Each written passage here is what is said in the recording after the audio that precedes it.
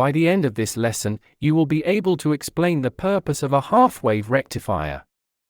You will be able to identify when the diode is forward biased and conducting, and when it is reverse biased and not conducting.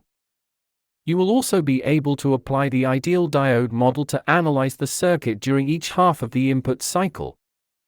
Finally, you will be able to relate the output waveform to the input waveform and explain why the rectifier output is classified as pulsating DC. A sinusoidal voltage continuously alternates between positive and negative values. Here, the input voltage, V sub I, is equal to V sub M multiplied by the sine of omega t. V sub M is the peak input voltage, and omega is the angular frequency. Over one complete cycle, T, the positive and negative halves of the waveform are equal and opposite. Therefore, the average value of the sinusoidal input voltage over a complete cycle is 0. Now, consider the half-wave rectifier circuit shown here. It contains a diode connected in series with a load resistor, R. The output voltage, called V sub O, is measured across the resistor. The diode allows current to flow during the positive half cycle and blocks current during the negative half cycle. The output voltage consequently has only one polarity and a positive average value.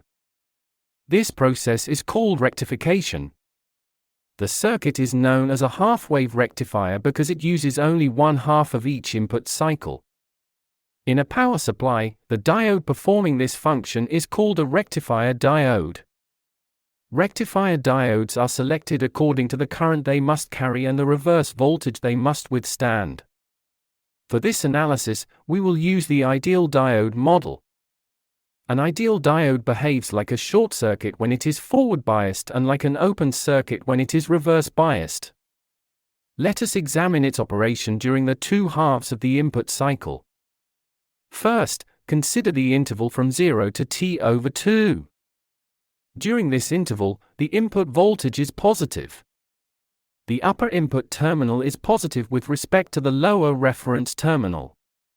With the diode orientation shown, the anode is at a higher potential than the cathode.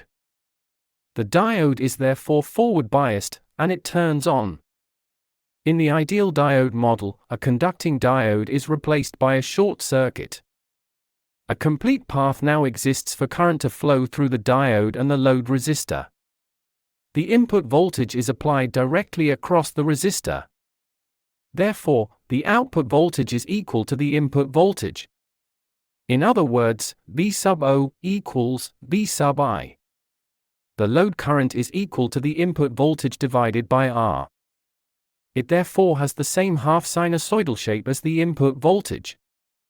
As the input rises from 0 to its positive peak, V sub M, the output rises with it. As the input falls from its peak back to 0, the output follows it. At time T/2, both the input and output reach 0. Thus, during the positive half cycle, the output waveform is a replica of the input waveform. This result assumes an ideal diode. A practical silicon diode has a small forward voltage drop, so its output voltage would be slightly lower than the input voltage while the diode is conducting. Next, consider the interval from T/2 to T. During this interval, the input voltage is negative.